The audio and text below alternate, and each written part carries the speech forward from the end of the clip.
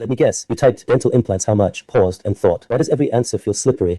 One side whispers, another shouts, and somehow, the truth stays blurry.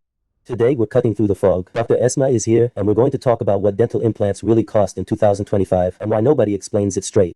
Rasim, this confusion is not accidental. People think they're paying for a single screw, but implants are a process, skills, materials, planning, and long-term results.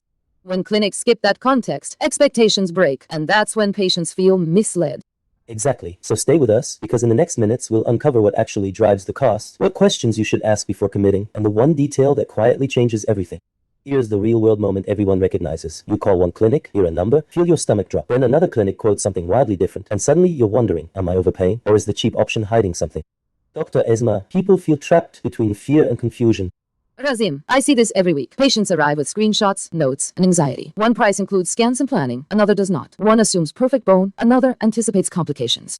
The problem is not the numbers, it's what's missing behind them. And that gap creates doubt. People delay decisions, live with discomfort, or rush into choices they don't fully understand. That's why this conversation matters.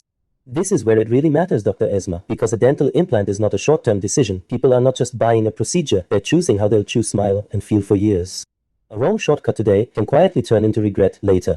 Exactly, Rasim. I've treated patients who paid less upfront, then returned with pain, instability, or failed implants. Correcting that often costs more than doing it properly the first time. Quality planning protects both health and peace of mind. So the real question isn't just how much, it's what that number truly includes and what it quietly leaves out. That clarity changes everything. Let's zoom out for a second, Dr. Esma. Over the last few years, implants exploded in popularity, and suddenly everyone offers them. Same phrase, wildly different outcomes. That alone should make people pause. Absolutely, Rasim. Here's a simple reality check. In my practice, many follow-up cases come from treatments done without proper planning. The implant itself was fine, but the surrounding decisions were rushed. Bone quality, bite forces, long-term load. Those factors decide success, not promises. That's the hidden layer people miss. When you understand that background, the numbers suddenly make more sense. And fear turns into informed control. Alright, Dr. Esma, let's put the science hat on for a moment. People hear implant and imagine metal and mechanics, but there's biology doing the heavy lifting here. That's where things quietly get serious. Exactly, Rasim. The key word is osseointegration, the process where bone cells fuse with the implant surface. That success depends on material quality, surface technology, and healing protocols.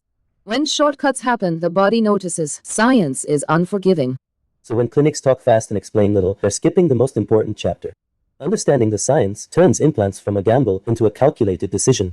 Alright, let's make this practical. If someone is watching right now and thinking, just tell me what to do, where do they even start, Dr. Esma? Rasim, step 1 is a proper diagnosis. That means scans, measurements, and understanding bone conditions.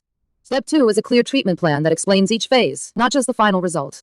Step 3 is knowing who places the implant and why they chose that specific system.